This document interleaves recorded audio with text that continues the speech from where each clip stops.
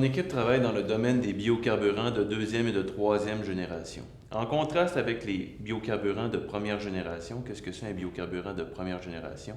C'est comme l'éthanol qu'on va produire à partir du maïs ou du biodiesel qu'on va produire à partir, par exemple, de l'huile de canola.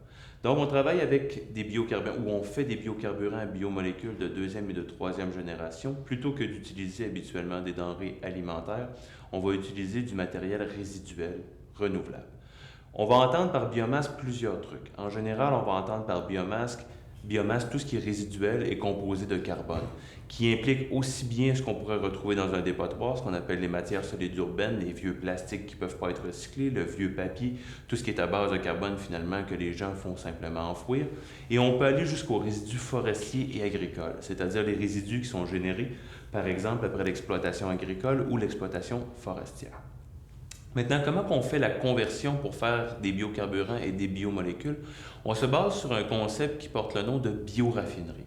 Donc, on va prendre ces sources carbonées-là, qui viennent du monde végétal, renouvelable, et on va raffiner le contenu carboné pour en faire des biocarburants et des molécules qu'on dira vertes. Vertes comme renouvelables, de sources renouvelables. Pour donner un exemple, habituellement, quand on va parler de résidus forestiers ou agricoles, on va parler de biomasse lignocellulosique, et que ce soit forestier ou agricole, cette biomasse-là va contenir des extractibles, des hémicelluloses, de la lignine et de la cellulose. Ce sont les fractions ou les macromolécules qu'on va toujours retrouver dans ces biomasses lignocellulosiques-là, mais qui vont varier en termes de composition en fonction d'une espèce à une autre.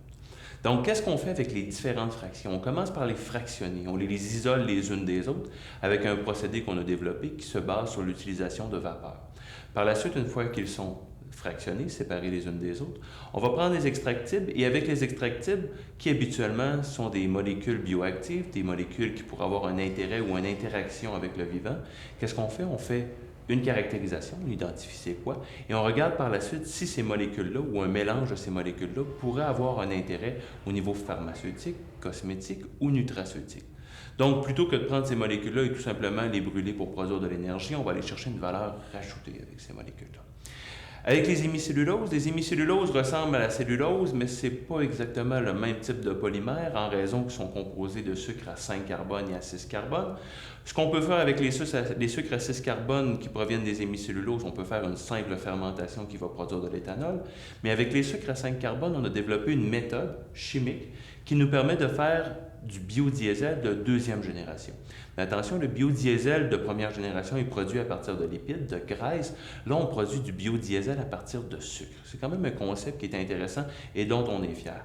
Donc, on prend ces sucres à 5 carbone-là, on passe par le furfural et on fait différents procédés chimiques qui nous permettent d'arriver jusqu'à un biodiesel. Avec la lignine, c'est une grosse molécule qui est composée de plusieurs unités aromatiques. Donc, cette grosse molécule-là, qui est habituellement réfractaire, qui est difficile à convertir, on a développé des méthodes en deux étapes. Dans un premier temps, on commence par couper la lignine en différentes fractions. Une fraction de petite taille qu'on appelle monomère et une fraction de plus grosse taille qu'on appelle oligomère. Les monomères, qu'est-ce qu'on fait avec ça? C'est des molécules qui peuvent être utilisées dans l'industrie des plastiques. Donc, c'est des molécules à haute valeur qui pourraient remplacer des produits pétroliers. Donc, vous voyez, pas juste produire des carburants, mais aussi produire des molécules qui peuvent aussi remplacer les denrées non renouvelables qu'on utilise dans différentes autres industries. Pour le reste de la lignine, qui représente environ 65% en masse, on fait un carburant pour l'aviation, ce qu'on appelle un biojet fuel. Maintenant, le biojet fuel est quelque chose de relativement complexe à faire en raison du fait qu'on doit respecter des spécifications bien spéciales en raison du fait qu'un avion va utiliser un carburant, mais va voler en haute atmosphère. Donc, les conditions doivent être assez spécifiques pour s'assurer que le carburant ne gèlera pas en haute atmosphère.